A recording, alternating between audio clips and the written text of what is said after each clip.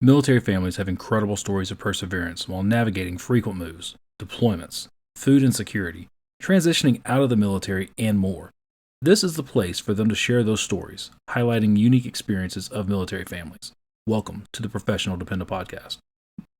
Yeah. So Ashley, I honestly I made no notes about Oh, today's show because I really only know a few things to ask you because as we're both military spouses, but my journey has been so incredibly different than yours yes, I've because I know different. nothing about Navy. They're all different. Yeah. And on top of that, like not just y'all Navy, but Alfie was a sub guy, Yes. which I guess it Which, helps that he's short, but I mean, hey, uh, he's 6 foot. do what? He's 6 foot. I guess, I mean, yeah, I'm 6 foot. But he was short the last time I saw him, okay? Yeah, he was short up at like the end of senior year and shot up. I wish I could say that for our son. Our son is taller than he is. Oh, that's funny. Yeah, he's like my frost giant. But yeah, like, where did you come from? yeah. Well, we have a daughter who's 13 or about to turn 13, and she's tiny. Hmm. Everybody like 5, 6, and I'm like, she's almost 13. And it's so tiny, and they were standing next to each other Hmm. yesterday. I was like, there's a how did this happen? It's crazy. All right, so why don't you kind of start like just like at first? I know everybody loves this, but like so far I'm the only one that knows you. So like, why don't you like just introduce yourself a little bit? Like, tell us a little bit about Ashley. um yeah, so Ashley likes to do a lot of stuff and then doesn't actually finish anything. I totally relatable. I'm still trying to figure out what I want to be when I grow up. I think I figured it out at this point though. But just because of sub life, and we wanted somebody home with our kids all the Hmm. time. That was just something very important to us. So I quit school and made sure that I was home for them. And Hmm. they're really close in age. So we decided that at some point we decided to homeschool. I'm not exactly sure what point that was, but our kids have two of them have severe and profound dyslexia. Hmm. One has autism, and so it just made sense Yeah. to stay home and make sure that they worked their magic. But then I went back to school in the midst of a deployment. I don't know what I was thinking, but and so now I'm got a degree in finance, but I don't want to do that. So it's just it is what it is. I just Hmm. keep trying things and doing things, and I luckily have that ability and a very supportive husband who will let me Hmm. do whatever I want to do. So that's what I've been doing. My life revolves around my kids and my husband. Hmm. And unfortunately, sometimes I put myself last, but luckily, Alfie likes to make sure that I'm taken care of. So that's his role. But that's I mean that's kind of the spouse life, Yeah. isn't it? Like we just kind of it's like we get really good at a bunch of different things Yep. almost out of necessity Right. because whenever your partner's not home, you have to figure out other stuff. Yep. Like for me, I guess for us, like my wife doesn't like to cook anyway. Hmm. So but so thankfully it's not like whenever she started deploying, I was like, great, now I got to learn how to cook. I was already the cook, but now it's like, great, now I got to do dishes and do the Right. cleaning, which is all the stuff that I don't like to do. Right. You pick up So, don't like, but you know what? We grow and we become better people for it, I think. oh, 100%, absolutely, because you really feel like you kind of have to go deeper than you ever really thought you would have as a person to kind of pull that other thing out of you to like be like, okay, well, my partner's not here. And then like for y'all, and we'll get to this in a second, like for y'all, like you couldn't have constant contact with Alfie. Yeah. So, you have to There's a figure lot out how of to do stuff. there's a lot of trust involved there on both sides. Hmm. And I think more so than some of the other branches because of the no contact. Right. So what Um, did Alfie go to the Navy like straight out of high school or did he wait? and no, he went straight out. June 2021 is when he went in. So right out of high school, Right. writing him letters and boot camp. Uh-huh. and I hated him. I hated him for joining. I hated the military. Not that I hate the military, but I hated that he joined it. Like, I didn't want that kind of life. Right. And we actually lost contact for 2 years because I was so mad at him. Uh-huh. And then I don't even know how we got back in contact, but he was in Mississippi. I was going to school at Natchitoches. Mm-hmm. Um, we got in contact. He drove up, and I mean, I guess the rest is history at that point. We couldn't quit each other. Right. So when was that? So you're at Northwestern. I think it was the end of 2022. Okay. No, sorry, 22 to Uh-huh. 2003. 2003 had to be 2003. Gotcha. Yeah, and then we were together for a little bit because he wanted to make sure that I was going to make it through deployments Right. before we, did anything drastic. And Mm-hmm. then I'm still opposed to being married. I just kept saying, it's just a piece of paper, just a piece of paper. We don't need that. And so Mm-hmm. eventually he wore me down. He is persistent. He is very persistent down. And so here we are. Gosh, 18 years later. That's awesome. Yeah, but he was surface before he was in submarines for 4 years. So he's on a frigate. That's a very different life than submarines. And Mm-hmm. so I had that experience of surface life Right. or sub life. And he went into sub life, and we got married while he was going through sub school. And Okay. so neither one of us were prepared for that kind of life, but you Mm-hmm. step up the power curve and do what you need to do. Right. I mean, it's either because you really don't have an option. Like, it's either, okay, this is the life now. This is what we have to do. Right. And it's you either step up and face it, or it's going to eat you alive. Yes. Yes, it does. And I'm hyper independent anyway. And I think that's what helps us work is I've always been very hyper independent. I don't like a lot of people around. I'm like to do it myself, which can be a detriment too. But yeah, I think that helps with this kind of life is the hyper independent. Now, being subs, how often? Because there's only so many places in the U.S. that submarines are. Yes. Like, how many PCSs have y'all been through roughly? 2. Oh wow! So y'all like Virginia? Well, no. So I say 2. I've been through 2. Okay. So he was in Mississippi, and then when he went to Hubs, that's Groton, Connecticut. Okay. So we were in Groton, Connecticut for 8 years, and 3 of our children were there. Oh wow. During that time, he did go to Maine for about 6 months, but we didn't see the PCSing and moving everybody and everything for 6 months. That's fair. Yeah. So then he came back, and it's Maine and it's New England, so we drove up there all the back and forth. Yeah, I mean they're right there.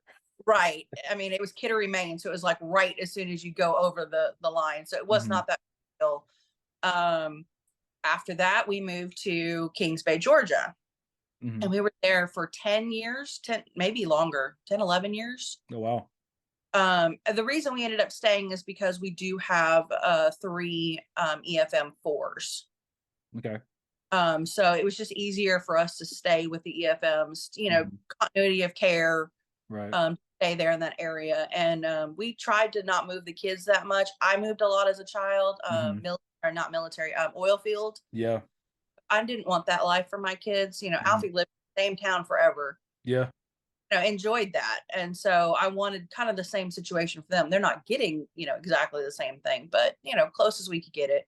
And then you said EFM, for the people that don't know, that's exceptional family member, and then the level. Yes. So they go up to 5. Right. I have epilepsy, so I was one of them. We had one with autism, and so that warranted a 4 because therapies and cares. And then we had one that she has severe dyslexia, and so she was going through a lot of therapy. She also had a lot of health problems in the beginning with her ears, and she had her tonsils and adenoids out at a young age, and so that kind of cleared that up. But they kept her as a 4. Gotcha. So yeah, just the continuity of care for everybody. Hard to find a specialist for some things. Right. And so the Jacksonville area was very generous to us and had everything that we needed. Nice. I know whenever like Kelly and I went to um Cumberland Island, Uh-huh. and you were like, "Oh my god, I love that area," because y'all had been there Yep. for so long. Yep. We had been there several times. It's we love St. Mary's. Mhm.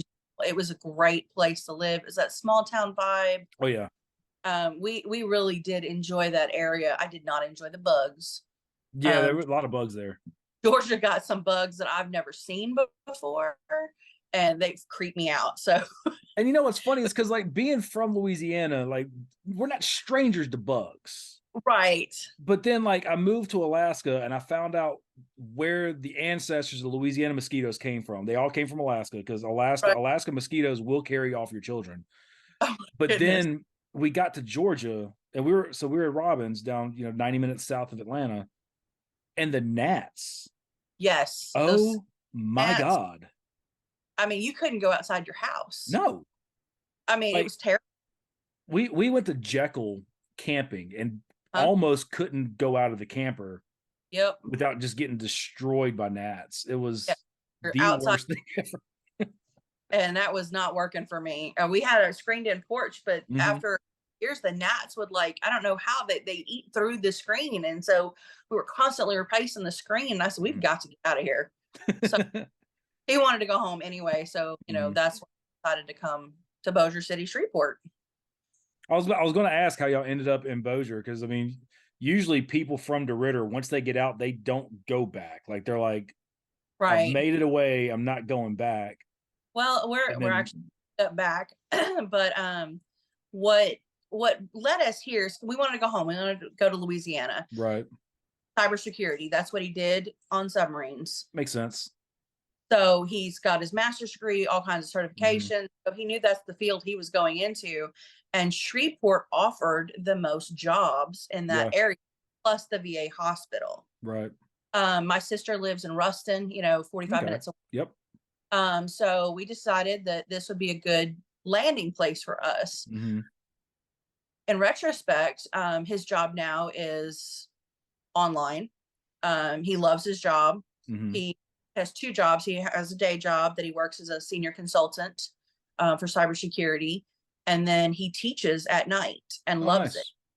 Loves it. And so all of this is via his office across the hall. Right. And we are not.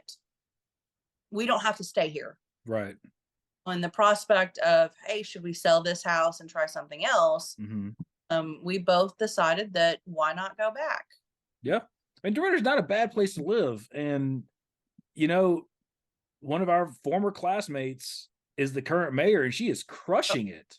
he is doing amazing. Like, Amazing. I was talking to my mom, and I said, as if you had told me in high school that Misty Roberts was going to become the mayor of the town and Right. absolutely crush it and like do amazing things, I'd have laughed.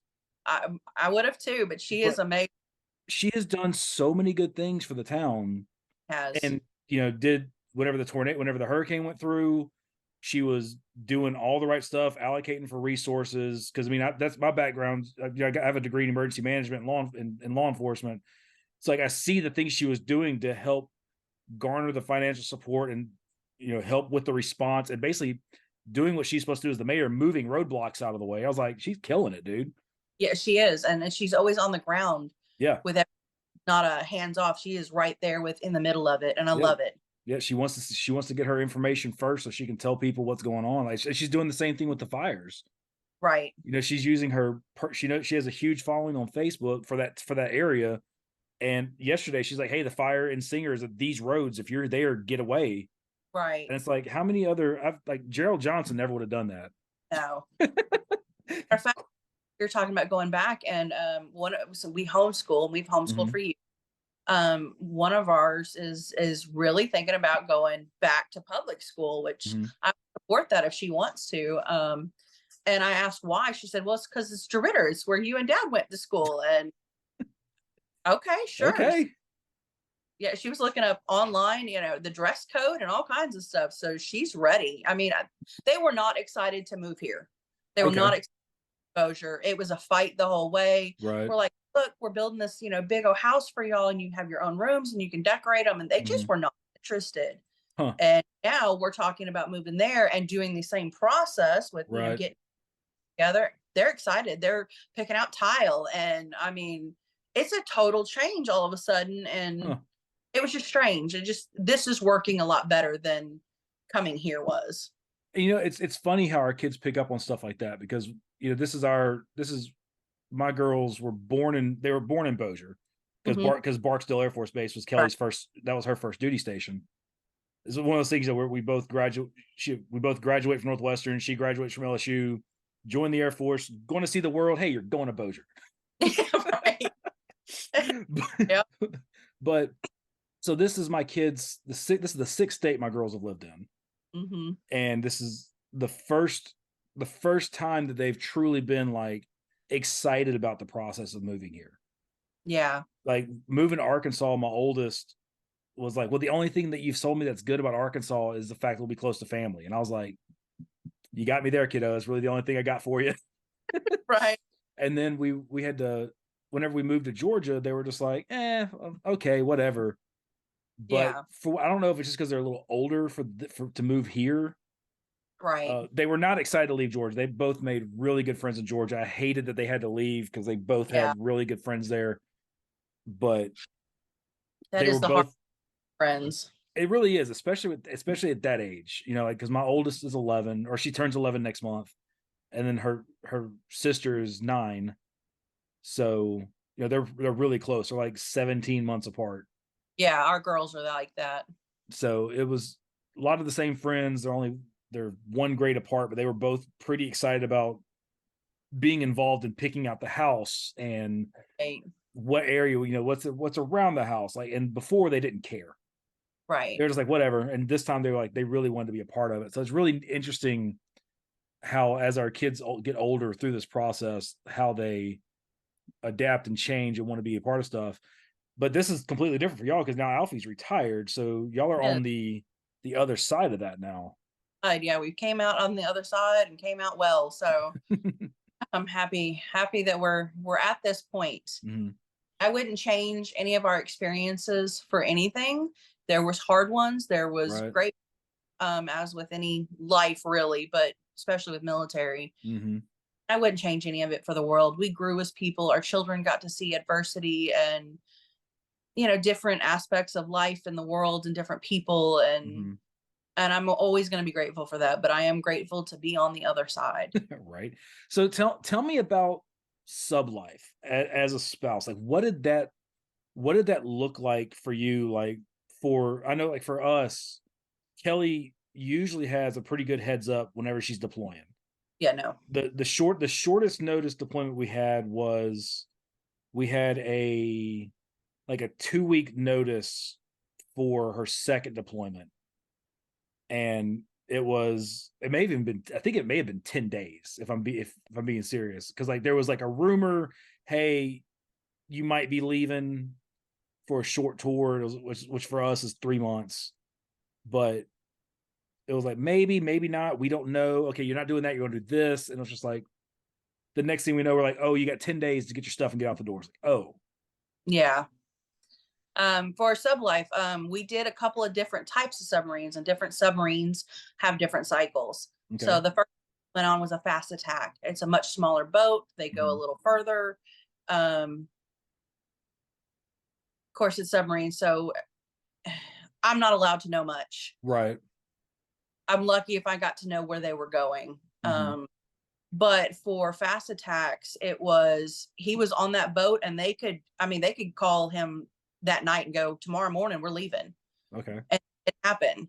And their deployments were typically 6 months. Hmm. And it was rare that you got a lot of contact, but contact was better on a fast attack than it was a boomer. So there was a lot, but it was only emails. We could not send Right. pictures or videos. It was just a couple words on a page, and that Hmm. was it. That was all we were allowed to send. Computers were behind the times then, and so they couldn't carry much data. Right. And so we were limited on what we could send. And a lot of times, well, not a lot of time. It is a lot of the messages you send are monitored before they ever get to your sailor. Right.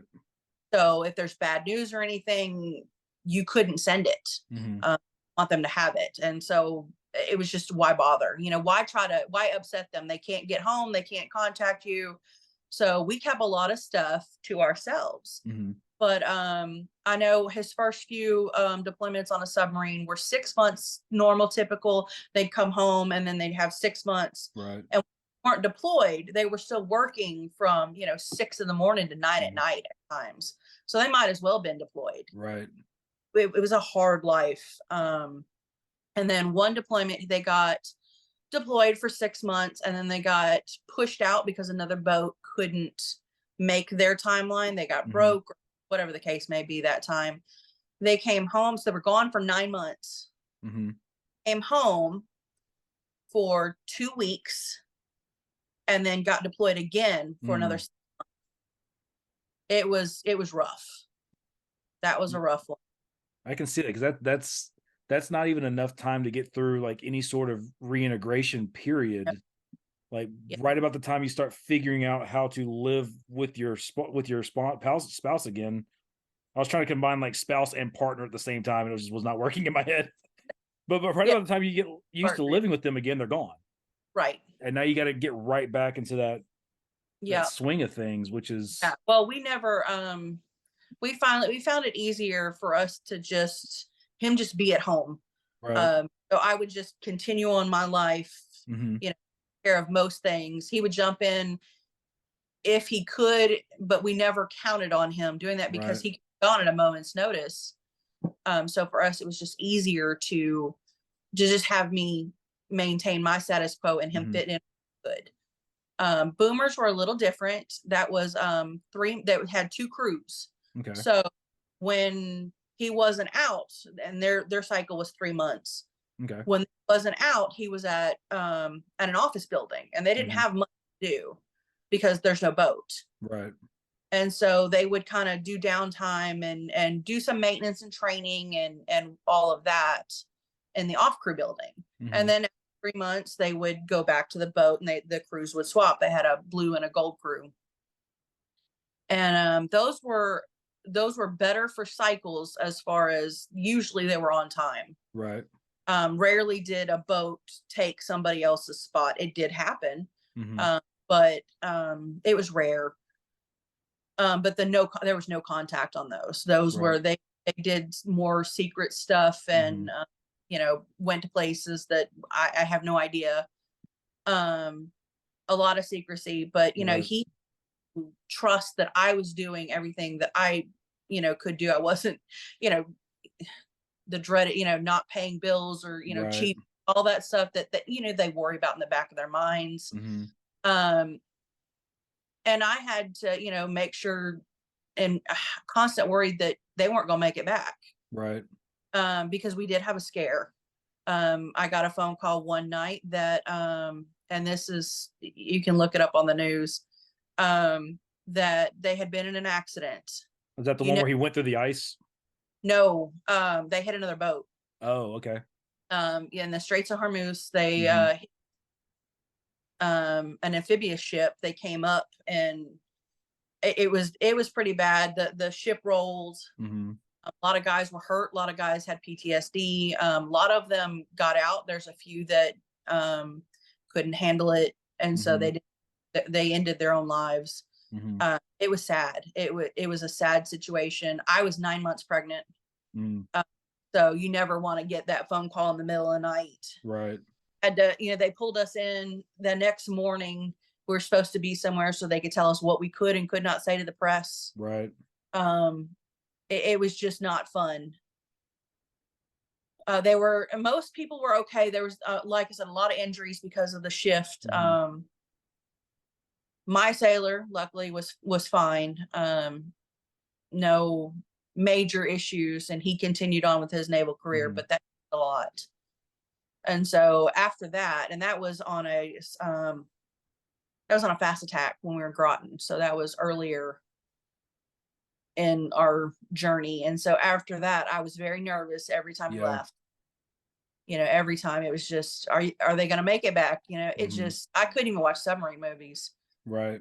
We watched Aquaman one night, and I was like, "There's a submarine that blew up. Who knew?" Like, I was trying to stay away from them all, Right. just as it would just, oh. But it was rough, but I think if you with your partner and there's a commitment there, Mhm. you'll figure a way out. You'll figure it out together. And that's what I hear from most spouses I talk to is very very rarely with the people that I'm around and the people that I'm connected to is there well, you know what, it was just the worst thing ever. I couldn't trust my I almost tried to do it again. I couldn't trust my spouse. I could, I was always worried that this, that, and the other was going on. And I'm just what is your relationship like where you can't be like, okay, you've got to go do this thing. I'm going to hold down the fort on the way on the back end. That way you can go do this thing Right, and everything's going to be fine when you get back. right. Like the worst, the most stressful thing I hear is from, people like you where it's like I had zero contact and there was the very real chance that my partner wasn't going to come home. Hmm. That to me shows another like a whole nother level of I've got this because I don't have another choice. Right. And And whenever we I were talk to people about resilience of spouses, I'm like, that's what I'm talking about. Like you figure it out. right. Yeah, you just figure it out. You just, I don't know. I mean, there was a lot of fun parts too. Our son, he's he's the only boy. He's the oldest. Hmm. I have all sisters. I have three sisters. And so I had no idea how to raise a boy. And so I honestly, you do the best you can. I mean, Right. it is a little different, but he was into sports and soccer. And so one instance, they were like, "Hey, he needs a sports physical." Hmm. I'm like, "Okay." So I take him in to the doctor, no big deal. And she's like, "Do you want your mom on this side of the curtain or that side of the curtain?" And he's like, "I guess over there." Hmm. Closes the curtain, and she asked him to drop his drawers. And he goes, "I'm sorry, what?" Mind you, 10. Right. He's 10. He's like, "I'm sorry, what?" And she asked him again. And so he did. And she's like, "Okay, cough." And she, he, it was Right. over. It was real quick, as fast as it happened, it was over. Right. Just kind of looks at me like I've just betrayed him. And not a word, he didn't say a word to me. And we found out he was missing a shot. So we Uh-huh. went up to stations to make sure he was up to date. And we're sitting there, and I said, "Well, sorry, bud, I didn't know you were going to need a shot." Hmm. And he's like, you didn't know I was going to get felt up either. Yet here we are, Marine sitting there, and he fell on the floor laughing. He couldn't control it. He was like, "That is the best thing I've heard in months." Oh my I wrote gosh. an email and I sent it, and he posted it on the deck for everybody to read. Because it was a group, nothing but male on there. They Right. all out of it. It was just they kept looking for letters from me because I would post. I would send him funny stories like Right. this. And so that was kind of my role on the boat, was keeping everybody entertained with the random that was our children. Oh my god, that's amazing. Yeah, so that ended up being my kind of role on the boat, is just, well, what funny stories has your family gone through lately? You were the morale booster. I was a morale booster. It was great, and I knew for Alfie that was what he needed. Yeah. And never sent him the bad stuff. And of course, there was nothing bad that happened that Mhm. couldn't wait. Right. But I made it a point to never send him anything bad unless it was just dire. But that we Mhm. never came across that. But yeah, so that's what I did. That was what I enjoyed doing, that too, because I knew he'd get a kick out of it. And it kept Yeah, him connected to our family that way. So yeah, because I mean that's one of those things that that's I imagine for him, he's probably like, kind of, he felt bad that he missed it, but at the same time, that's Right. hilarious Right. because yeah. Yeah. At the end of it, I said, "Is there anything else I need to know about raising a boy?" Question mark. And I felt terrible, but it's life. Oh man, and I've said this before, and I almost don't know what's easier when it comes to being able to contact your spouse because you know Kelly joined in 2010, Hmm. and being medical in the Air Force, if she's in an area where she can't contact me, things have gone incredibly wrong. Hmm. Like they're like it's bad. So, Right. and that's just the path she went. So we very rarely have we gone more than a week without being in contact. Oh yeah. No, we've done months. Yeah, and that's what I'm saying. Like, I don't know what's better, or if Right. either one is better than the other. Like, it's almost better. Like, I don't know if it would be easier to be like, okay, my spouse is gone and I will see them in 3 months or six Right. months, or that constant, oh crap, we missed our weekly phone call.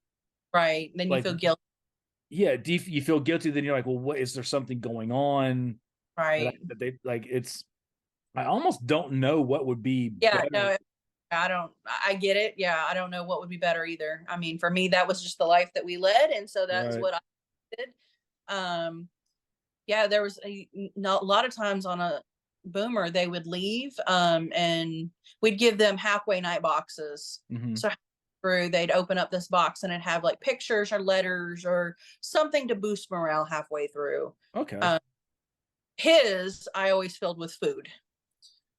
He's lactose intolerant, and so he had a hard time sometimes eating what they would cook. So Hmm. he boxes of ramen noodles and stuff like that to make sure that he got something to eat. Right. They did try to accommodate him a lot, but sometimes, like there was one deployment, they ran out of food. They had enough to make pancakes, and you got Mhm. like one pancake every meal, and that was it. Mm. And so those are his realities, and so I always try to make sure I would send quirky stuff, like a canned frosting, Right. um, because he's got a sweet tooth, and gum, and just little things like that. But that was mainly what his box was filled with: Mhm. a couple of letters from the kids and pictures, and then food. See, that's um something I never would have considered. The idea of pre-sending something for the military member to open up halfway through a deployment because of that. That's again, we were talking, a little bit before. Like that's the vast difference between a sub life and everybody else. Because like every time Kelly goes, we just send. She'd be like, "Hey, I'm running out of this," and we just put it in a UPS box and send it. yeah, yeah, no, there's no UPS that goes under the sea. Yeah, not that I'm aware of. Not that I'm aware Yeah. of. And a lot of times they're carrying Marines that they're shipping to places, and Right. what. So it sometimes gets a little strained on the boat, and they're sleeping in these tiny tiny racks, and they Hmm. only have much room. So you want to make rank so you get a little bit more room, and so it's a different lifestyle. I mean, AJ, when he was little, the fast attack, because he was on the boat so much. Hmm. um AJ grew up his first 5 years toddling around on a submarine. Yeah. I mean, we would go down there every third day, bring dinner. Hmm. He would just, toddle around there. It was just how he grew up. And I know a lot of kids never even get to see a submarine, let Hmm. alone, be on one as much as he got to. Yeah, pretty much navigate it with his eyes closed at once. Yeah. Yeah, he could. When we go to boomers, they're a little bit more protective. So we Yeah. didn't get down as much. But he still got those opportunities, and that's the part of life that I'm glad they had those Hmm. opportunities that a lot of people won't have. I Yeah. think it's No, it is because that's something that's cool because then they get to see, oh, this is where dad is all the time, right. and it kind of helped think that it makes it a little bit more clear. Hmm. And they're like, well, what does your dad do? Oh, he's on a submarine. Well, what does that look like? Like, what does that do? It's like, well, it's a big cylinder that goes under the water and it goes places. But they can be Yeah. like, oh, well, they do this because they can actually see it and vocalize it. Yeah. But it's funny you said earlier that you you didn't you didn't want to marry into the military life, and it's like whenever you're from where we're from, you either join the military or work at Walmart Right. or one of the three plants, or you just basically run as fast as you can and get out. Like those are, and I'm not That, like I don't I say that it sounds like I'm bagging on my hometown. I'm not. Like I loved growing up where I right. grew up. That's the way it is there. Right, but that's like there's so many people that the only way they were going to leave was to join the military. Right. And like it ended up being I didn't join, but my wife joined Right. but and she's not even from that. She's not even from there. She's from Texas. So, but such Yep. is such is life. But that's just it's one of those things. Like there's so many people that we know that joined different branches, but I think Alfie's the only one that I know of that joined the Navy from there. He was different. He was always different. He wanted to, he went Navy. But yeah, you know, from looking at the sub force versus the surface, Mm-hmm. surface is very about tradition, and they're very strict on how Mm-hmm. they do everything, like dress codes. Oh yeah. The way that they do things is very strict. Mm-hmm. Submarine force, that's the pirates. That they are 100% pirates. They do things that are not in code just because they have to. They Right. have resources, and so they are considered pirates of the Navy just because they go rogue. They don't do things by the book, but they get stuff done. Right. And so like there's a one boat he was on, they kept getting inspected, Mm-hmm. and he's never lost an inspection. He's always gotten, it's called the Battle E. Okay. And on that base, that is the best land on that base. Mm-hmm. He's always gotten it. Every land he's touched has gotten it. He was known as the fixer. They would pull him from one boat and put him on another to fix it. Right. He'd get fixed, they'd pull him from that one to fix it. I mean, that was just his role. He knew it, they knew it. Mm-hmm. We knew it. It's a struggle though, because once he got it running and working perfectly, Right. well, he's got to go somewhere else, and then the struggle happens again. But one time they were doing all of these inspections and stuff. They're like, "Oh my gosh, y'all are just pirates," and they kept saying it. So the boat itself made up this whole Pirates of the Atlantic. Oh, that's hilarious. So they made up like stickers and coins and all kinds of stuff. He's now one of the original members of the Pirates of the Atlantic.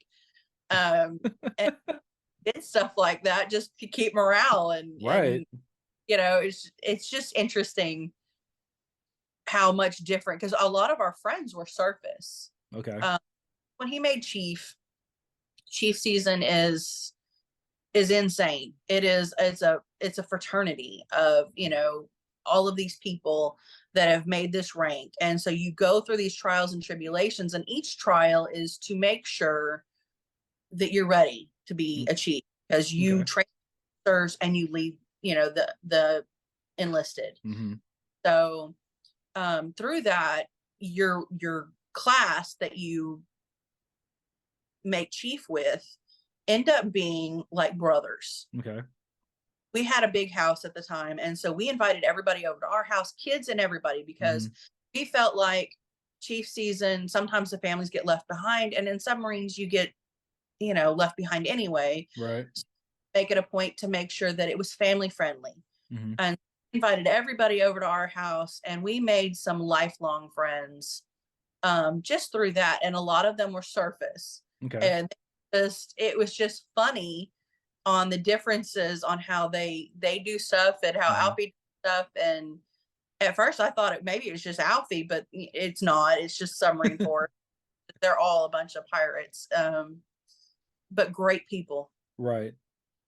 Well, you need people that are just like, you know what, we need to make this happen. The Yep. how is irrelevant, Right. but Yep. this is the end Yeah. goal. 'Cause I know, like for me, like the times that I have had the best time and done the best at any job I've ever had was whenever my boss would be like, "Here's what I need you to accomplish. Hmm. Just make it happen." Right. don't like if you want it done, I can get it done. And Right. it's don't Just don't now. yeah, don't sit there and hey, I need you to do it this way. I need because then it's going to take me twice as long. Right.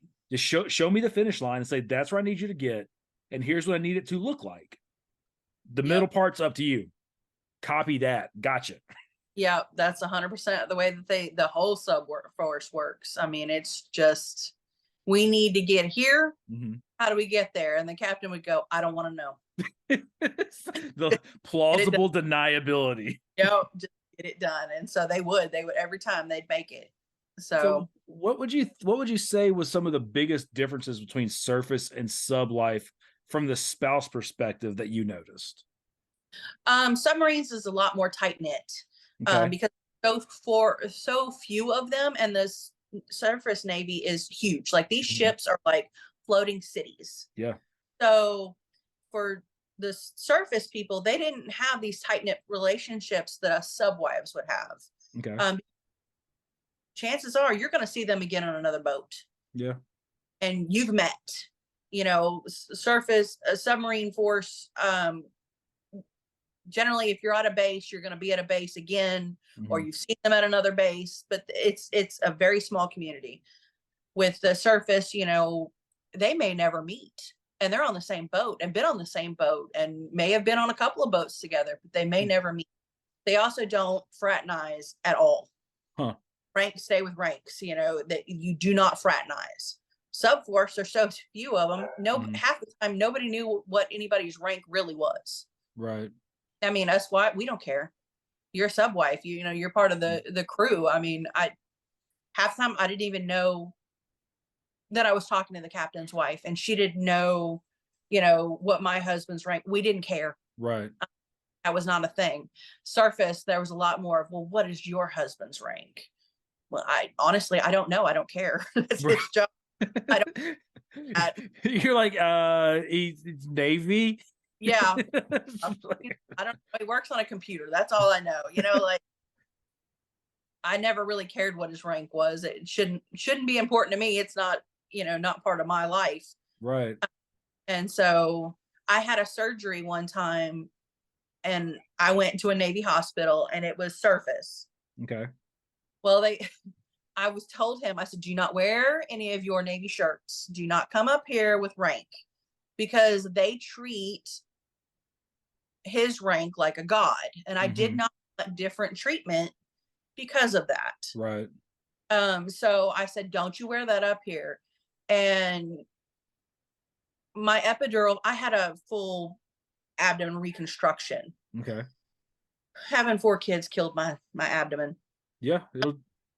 and they were all C-sections, so it Mhm. was fun. But anyway, I had to have everything reconstructed, and my epidural failed like Oof. 2 hours afterward, and so that was the worst pain of my life. Like I couldn't see, think, hear, nothing.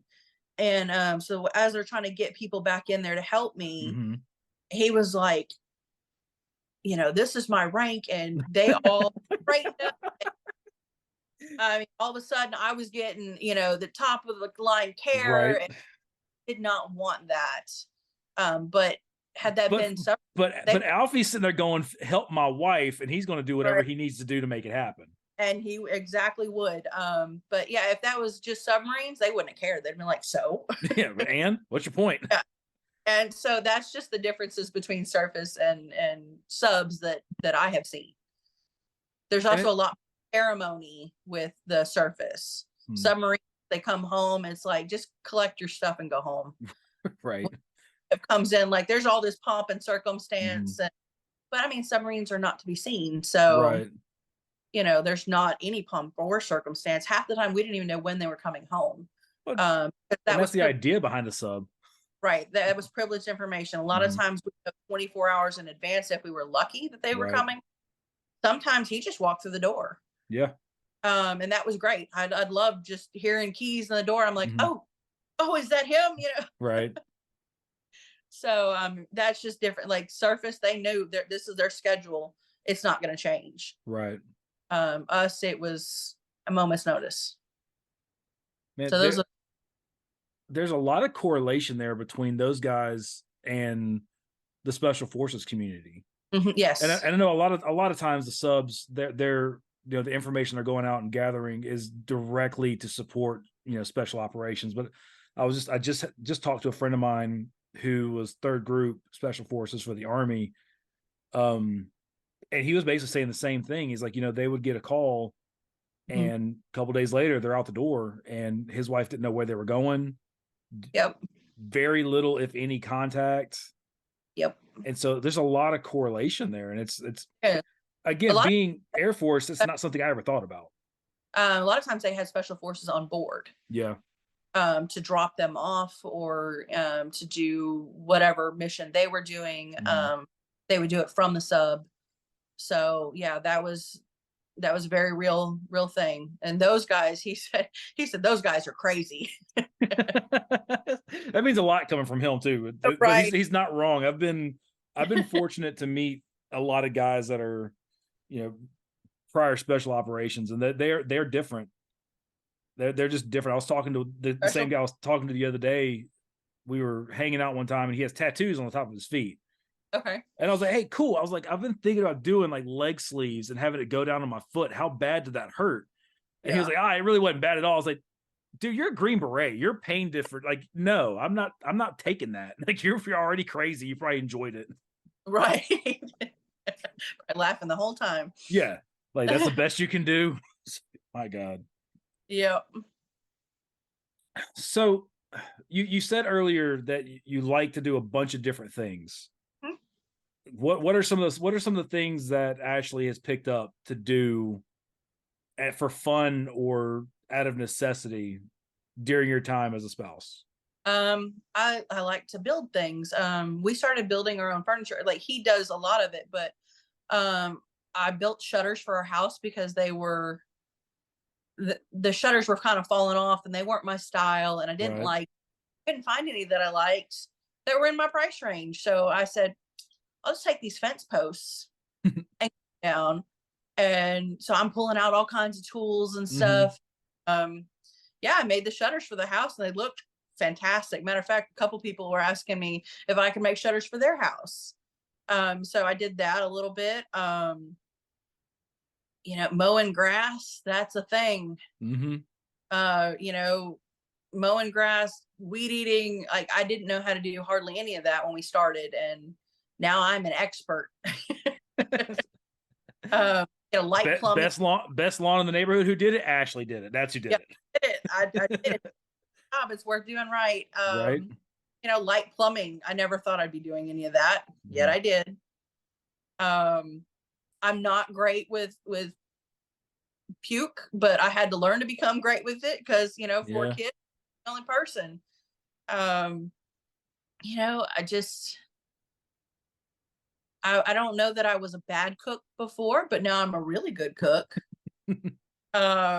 Just little things like that. Planning a lot, Hmm. because me and 4 kids, if I didn't have a plan, it would be sheer chaos. Right. So I learned how to plan everything. Let me meal plan. I don't have time to run to the store Hmm. every day. So I learned how to meal plan and budget. That was a big one, which I guess everybody has to come to the power curve on that one.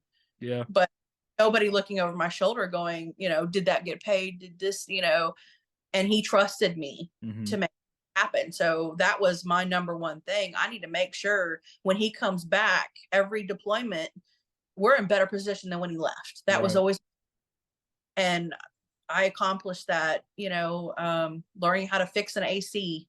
Hmm. I tried to, it didn't work out. So I called somebody, but But you tried it. I tried.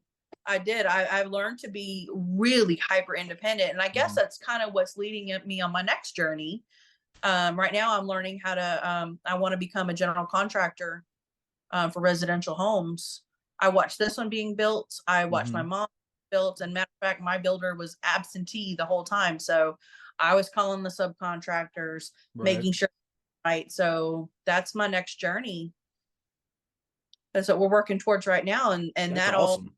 I think, led to that because I had to do a lot, while Hmm. he gone. Well, it's one of those things, like, you become good at you became good at planning. Mm-hmm. You became decent enough to know what your limitations were with different Yeah, with that's a hard and one. that's a tough one for me too, because like whenever we the house we bought here is built in the 1940s. Hmm. Oh, I love it.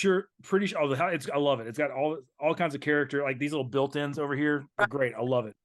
Um, we had a water leak out of the main water valve Oh, the very yeah. like 24 hours in, because I was like, okay, well, there's a shut off. I'm going to shut this off, replace, because there was another. All right, so we had to replace the washer and dryer because the lady that we bought the house from left it. She wasn't supposed to, but she did. Our household goods were being delivered the next morning, Oh, yeah. so I had to get them out of the basement. And I posted them on a Facebook page here and had them sold. I sold both of them for $100. I was like, washer and dryer, they work $100. Who first come, first serve, whoever. Well, Right. being that the plumbing is probably original to the house, this area has insanely hard water. So the fitting was completely corroded Mm, onto the valve. yeah. Well, it just so happened that the only shutoff for that valve came from the main water line. So I had to turn that off.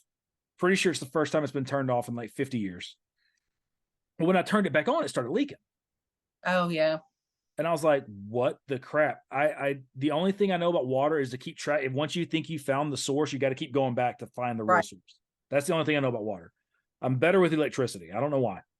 But so I called a guy and I was like, hey, I found your name on Facebook. I've got a leak on my main water valve inside the house. I've been in the house for 48 hours or 24 hours. Can you Right. help? So he told me to take a picture of it and send it to him, because it was like he was like 3 towns away. And I got lucky because I just had to tighten down these two nuts behind the valve and it fixed it. But I told him, I said, look, dude, I love you and you're now my plumber. And he was like, Right. he said, you're the first guy that's ever said I love you. I'm like, I'll say it again, because Right. 24, I mean, the household goods were coming in the morning, 24 hours in a house. My stress level was Oh, I believe it. I believe it.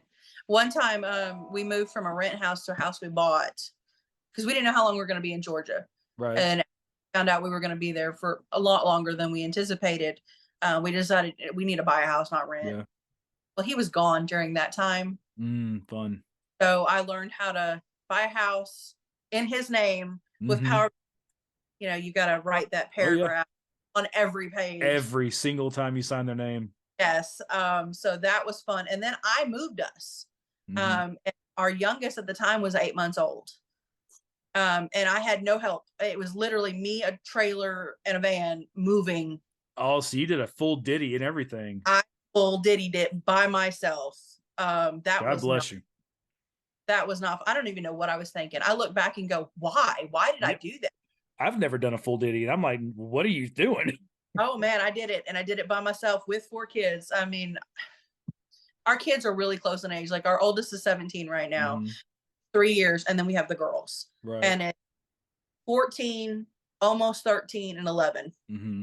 And so they're really close in age. And at that time, when when your youngest is 8 months old, you've got toddlers. Right. I mean, they weren't helping. They were No. getting anything. They, I didn't have a sitter, so that was putting them in the car. I'm dripping sweat. It took me about a week, but I moved us, and I'm mm, actually quite proud of that now. you should be.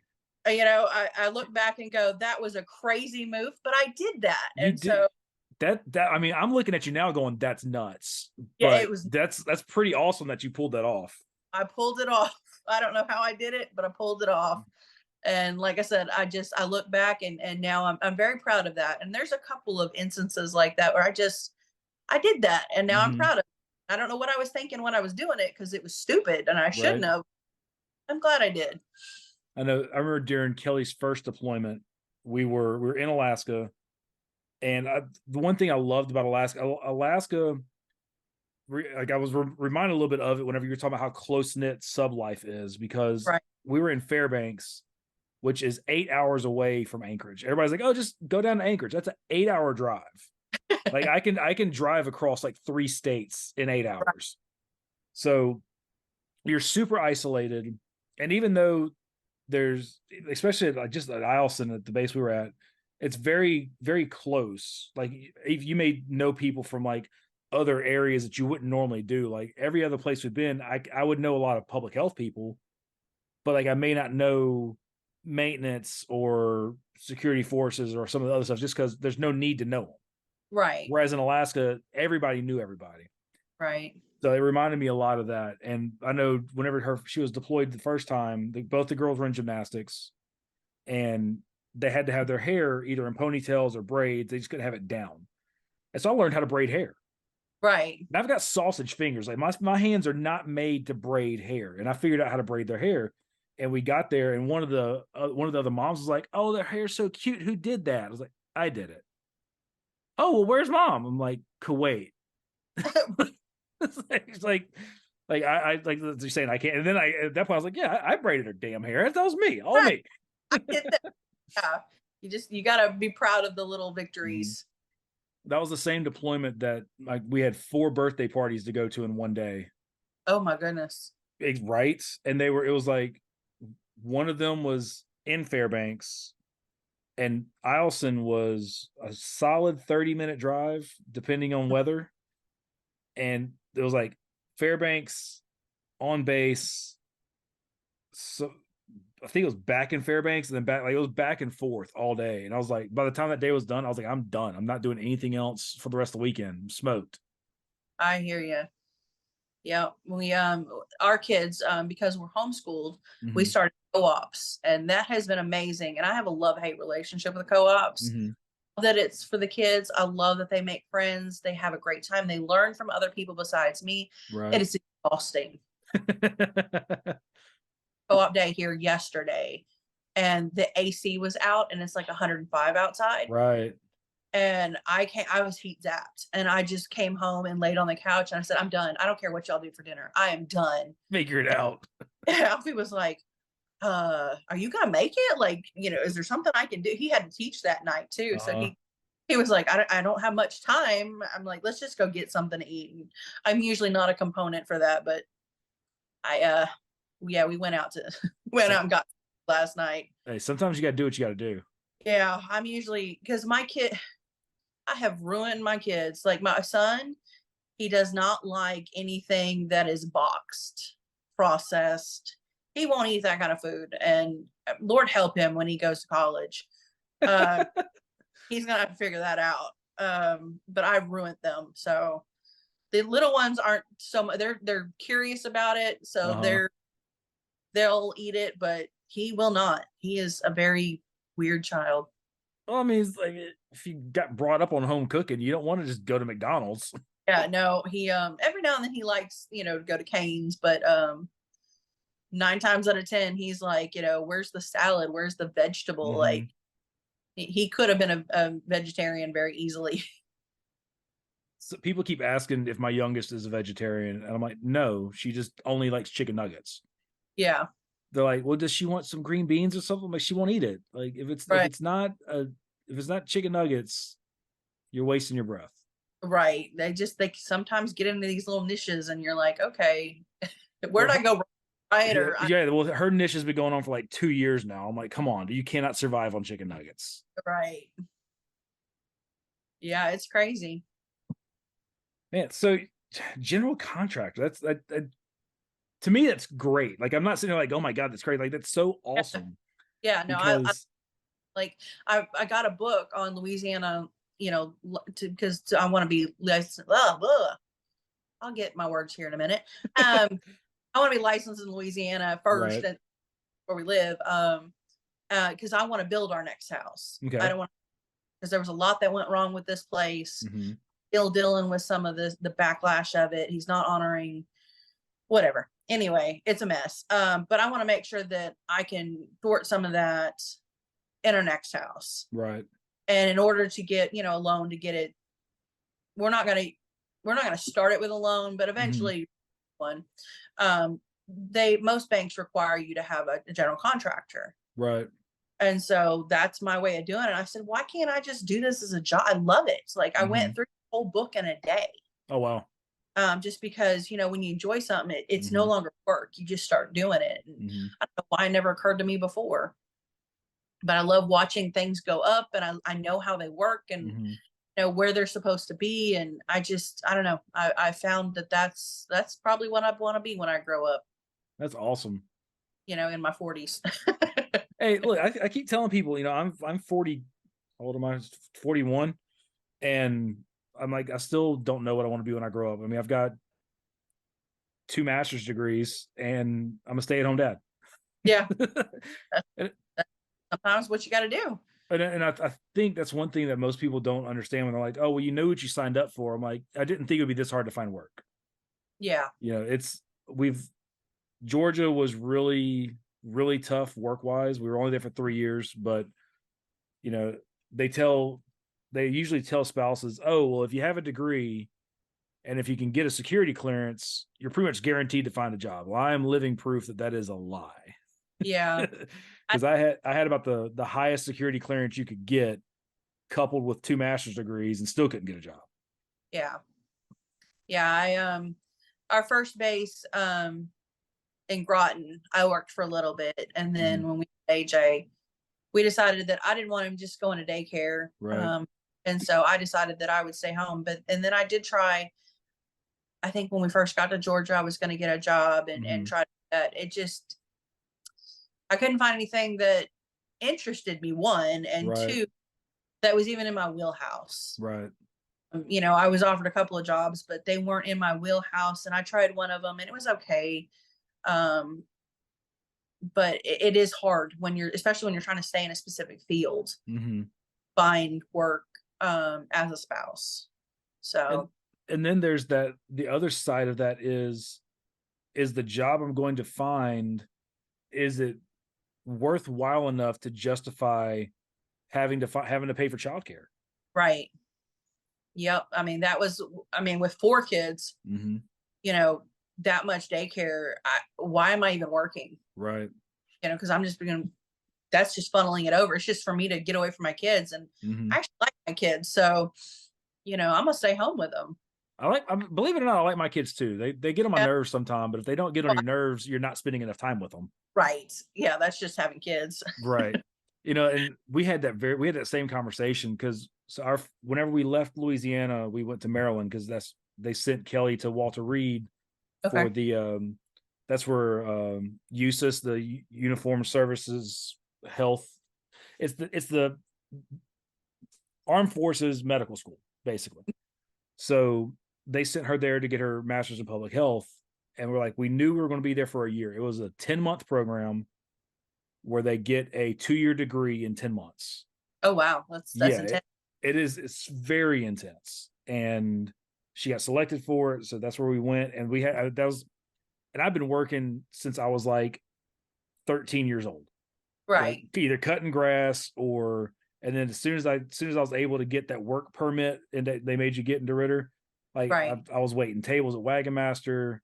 I've always worked, and I was 8 years into a career of law enforcement whenever we found out we were going to Maryland, and it's like there's nothing I'm going to find for a year that's going to pay me enough because Maryland. I mean, I can imagine because you pretty similar. Like I'm sure it was the same way in Connecticut, where childcare is expensive. It is very expensive. It like Maryland. I want to say it was like $2,000 a month for two Yep. kids. So I can Yeah. imagine for four. Yeah. Very similar.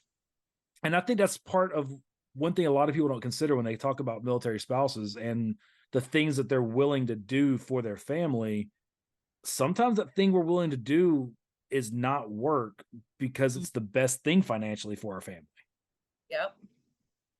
But There's then go ahead. there's a lot that I feel like I did give up, Mm-hmm. so that Alfie could pursue his career, in military and for our family. And there were times where I would get mad about it. I Mm-hmm.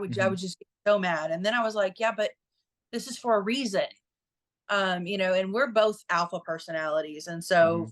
for one of us to step down and go, I'm just gonna stay at home, that was hard for me. That Yeah. was very I was not I was never gonna be that person. and Mm-hmm. and I, it felt like everything that I said I was not gonna be in high school, Right. I be and I was upset with that for a little bit. And so there was a little bit of time of almost resentment towards him for kind Okay. of putting me in this position to make this call. Right.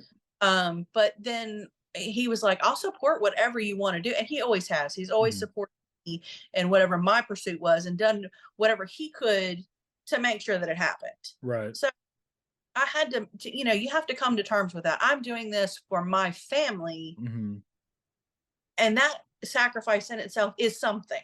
Yeah.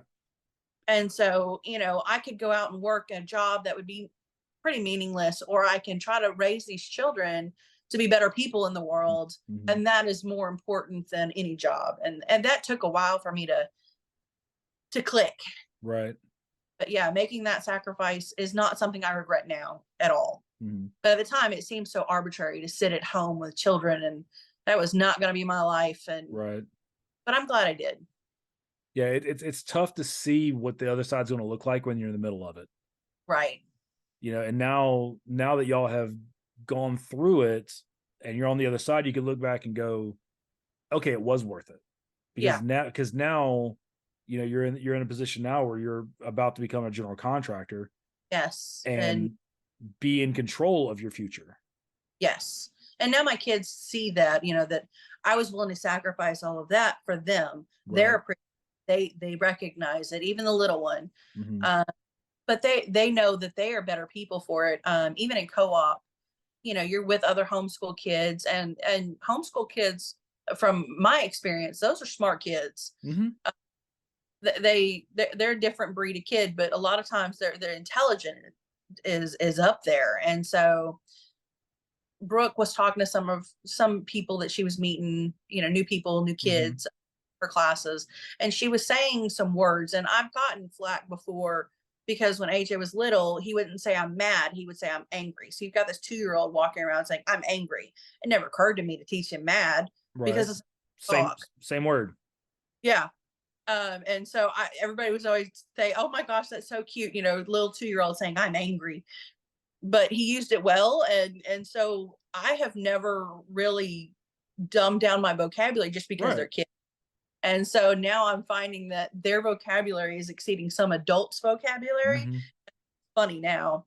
But she had to explain the word that she used, and I don't remember what it was, to an adult in co-op yesterday. Right. And that to me that made it all worth it, because they wouldn't be at that level had I not stayed home with them. They would have, been in the not public school, because there are a bunch of smart kids there too. Um, but they wouldn't have had as much time with me to learn these Right. things. And so, just little things like that make me feel like, yes, this was worth it. I made their life secure. And, with moving and dad always gone, I feel like they needed that.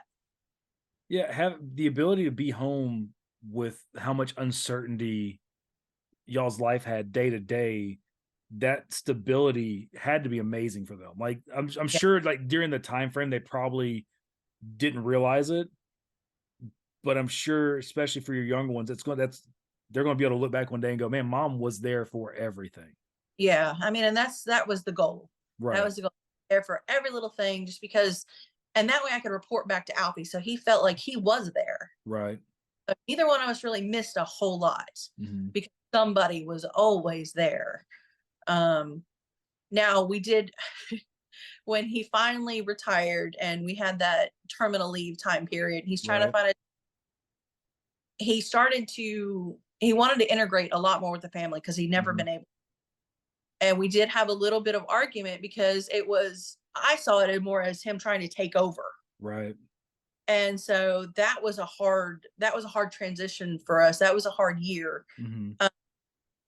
Just because I was like, you cannot come in and take over. Right. I will give you tasks, but you can't. I've been doing this my whole life. Mhm. Our whole marriage it's been me doing these tasks. You cannot just come in and take it over. I Right. said, I believe share the tasks with you, but I'm the CEO of this house. And you better recognize that. And we finally came to terms with, Mhm. who does what and where and when, because he works from home now. So Right. we're 24/7. And some people were like, you're going to wish you would go somewhere. And I love it. Right. I second of it. And I'm so glad that we get to do this now because our whole marriage, we spent more time apart than we did together. Right. And this kind of makes up for that lost time. And we're having a blast with it. So I wonder if, because my wife and I are kind of the same way. Whenever she leaves, about depending on how much notice we have, a couple of weeks before she's actually out the door, like I've already kind of shifted the house into it's just me. Mm-hmm. Like she's still in and out getting, pre-deployment stuff, whatever, but like as far as the household's concerned, I'm the one running everything. Right. And the first time after when she came back from her first deployment, she was trying to like jump back in day one. And I had to tell him, like, look, babe, I get it. You've been gone. You're trying to play catch up. I'm like, you have to understand that it's been me running this house for the last 6 months. Right. I've been the disciplinarian. I've been the person comforting. I've been the one running all the schedules. Like you have to give us time to be used to you being home. You have to give Right. yourself time used to being home. Right. Like you can't just come in day one and try to take over. And I really wonder, like I was like, how long would you say for you for that terminal leave time did it really take for you and Alfie to kind of figure out kind of how to live with each other full time? Because like you just said, for 20 years that wasn't the thing. Right. Or It that took for us 18 years that wasn't the case. Like that was a lot of time apart. it took us about 6 months to Okay. really out. And there were some arguments and Lord love him, he was very patient and I was very snippy. I'll admit it. I was very snippy with him at Mm-hmm. first because I was like, you can't just do this. And he was very patient. Mm-hmm. And um, and then I was like, I'm kind of being unreasonable because he does want to integrate back in, and there's no reason he can't now.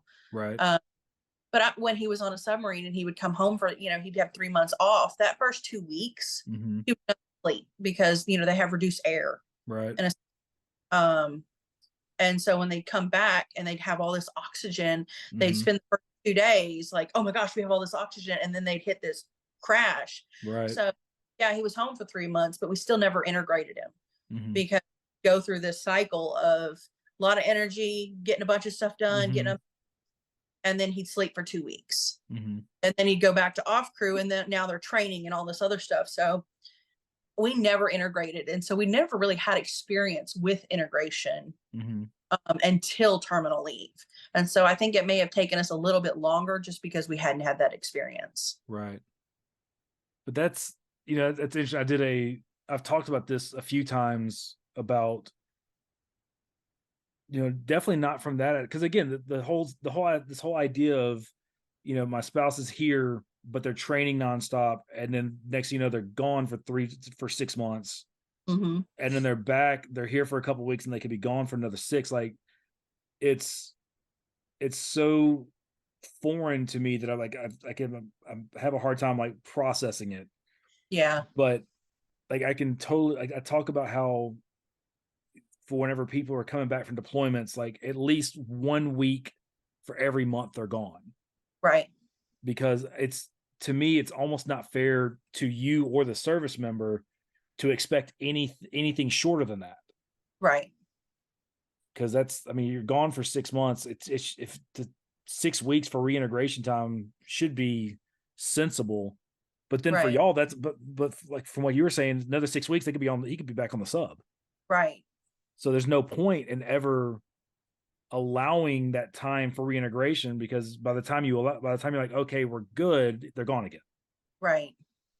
Yeah, just for continuity for the kids, it was just easier for me to just kind of jump into daily life where Mm-hmm. he but never really take anything over. Like I was still disciplinarian, I was Right. still that stuff. I kept running my life the way it was, and he just jumped in where he fit in. I know sometimes he felt like he was a foreigner in my house, even though it was our home. Right. But he said that he felt like, it was my house and he just got to visit. Mm-hmm. So when we built this one, I wanted to make sure he was involved in every aspect of it because this was going to be our home. Right. And he was. And I think that helped our transition, when we finally got to move into it, it Mhm. was our home. Right. Helped move into it. He was here from the beginning. And so that made a world of difference for us Mhm. as far as coming together. And now we're a team. Right. That seems like a very interesting way to kinda go through that transition period. I mean, y'all literally built a house together. Hmm. So it wasn't moving into something that was already pre-done that one of you picked out. I mean, y'all came together and literally built your home. Yeah. I mean, I drew the house plans on a napkin at the Waffle House. And I showed it to him. I was like, "What do you think?" And he's like, "Well, how about we move this and this?" And then we Mhm. sent it to a draftsman, and he, you know, built it the plans for us, and then we Right. had to do it, and we designed every aspect from flooring to countertops. Mhm. We went together and made the decision together, and I really do think that that helped us. I think we still could have accomplished the same thing, house hunting together, because we still could have made that Right. those do you like this house? Do you like that house? But just for us, I think this meant so much more. And we Mhm. had worked so hard. Like I said, every deployment, I made sure we were better financially when he got back than before he left. Right. And by doing that, I was able to save up a whole bunch of money so that we could Mhm. buy, our dream home, and we could do that. And so I think that helped a bunch. And we didn't know what life was going to look like on the outside. Right. On a terminal leave, we had no job, neither one of us, no prospects. We had no Mhm. idea how that was going to work. We were scared. I mean, Yeah. and that's a scary time you need to go. So I saved all this money so we could build this house. Are we still going to be able to use it? Or are we going to have to use that to live off of? Mhm. Because at the time, retirement was taking longer and longer to kick in. Right. It used to be you retire and then, the next month it would Yep. kick in. I think it was 3 months Mhm. with nothing from a military, before it started kicking in. And yeah, they back pay you, but during that 3 months, what do you Yeah. do? Yeah, back pay is nice, but it doesn't help you whenever you're waiting on it. Right. But we did really well. He found a job before we needed to. So it was all for naught. We were, fine on the house and Mhm. everything, but it was a gamble. Yeah. Um, it was a very big gamble. It was an educated guess, Mhm. really. But I tried to make sure that, because I didn't know what his job was going to pay or look like, or Mhm. so I tried to go everything off of military pay, because we Right. knew disability and his retirement was going to be just as much as military pay. Mhm. So if I went off of that budget, we knew we'd be safe. Right. And so and we were, and it was a good way to stay under our means. What did that transition look like as y'all were getting ready, like, whenever Alfie's like, "Okay, I'm pushing the button," or Hmm. whatever. I don't know if Navy folks say the same thing that everybody else does. But, all right, I'm punching out. What did that timeline look? Did y'all start looking for where y'all wanted to move immediately after that? Did y'all kind of start planning, or was it like, I'm punching out and then, oh crap, it's retirement day. Now what? So we strategically started this 10 years before he got out. Because most people in the sub force, I'm not sure about surface, but will go on shore duty. Okay. They go from submarines, and they'll go, submarines, they'll do 4 years, and then they'll go 4 years surface, or 3 or 2, or however they do it, or not surface, shore duty. Hmm. And that's no boat. That's a normal job. Well, my husband has this great thing. He was so good at his job, he never got shore duty. Mm. So it was boat to boat to boat to boat to boat. So the way that he planned it was, we got that last 10 years, and he knew there was no way they're going to let him go on shore duty. So we planned it to where his last 2 years in the submarine force, he would go to shore duty. Okay. And he did. We finally got shore duty. And so during that 2 years, we started planning, where are we going to go? We had a map of the United States, Hmm. and we put stars on it. And we did, what states are great for military, Hmm. what states don't tax military pay, what states are great for homeschooling. Hmm. And we put stars on these states. And by doing that, we can eliminate a bunch. Right. And then we decided, well, okay, so where is important? We wanted to stay in the South. We're not, neither one of us like the cold, so we decided, okay, southern states only. Hmm. And we just kept narrowing it down until finally it was Texas or Louisiana. Um, and I let him have the deciding factor because I don't care. Right. You know, my family's whole at this point. I was so excited to be done with this. I didn't care. Texas, Right. Louisiana, he really wanted to go home. Hmm. So, okay, now we're in the state, so where in the state, so we started looking up where cybersecurity jobs would be in the state. The state is not great for that kind of thing. Y'all got like Um, the one area that is. yeah. And so we started looking and researching, and there's a lot here. Hmm. And so he came up here, and matter of fact, we were getting worried. He had 8 months of shore duty because of COVID. He was able to take all of his leave and save it Hmm. up, and they let him have more than the normal time just because of that. Right. So he had a lot more terminal leave than normal. And we were getting towards the end of the terminal leave, and he still hadn't had any job offers, and he was applying to 8-10 jobs a day. Right. So going through his resume constantly, and trying to figure out where's the disconnect. And finally he was offered 4 jobs in one day. Oh, wow. So then it was, okay, let's sit down and figure out which one you want. And 3 Right. of them were out in town jobs. You have to drive every day. One Mhm. of them was work from home. And he really wanted to go with this work from home job. It wasn't the most pay, Uh-huh. didn't have the best benefits, but that he just really felt led that that's where he needed to be. Hmm. Um, it's his job, you know, so that's what he chose. And I supported him, but didn't. Hmm. I felt like another job would be a better fit. And but that's one he really wanted, so he went with that. And now he's the only cybersecurity guy at this company. They do government contracting. Hmm.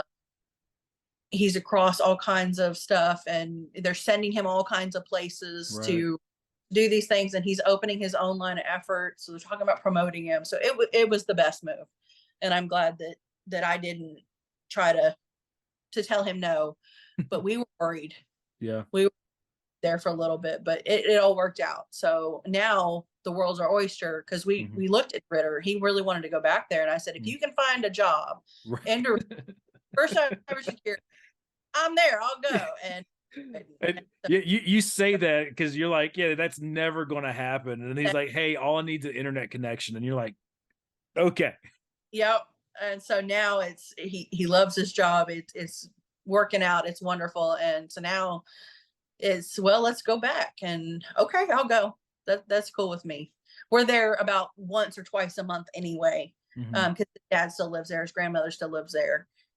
So we're back all the time anyway. I mean, we talk to a lot of people still from there, and Hmm. it just makes sense for us. We have a lot of contacts there, and we do miss having the contacts in St. Mary's that we made. Right.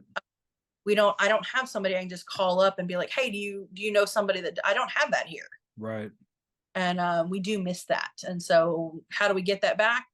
Let's go home. Hmm.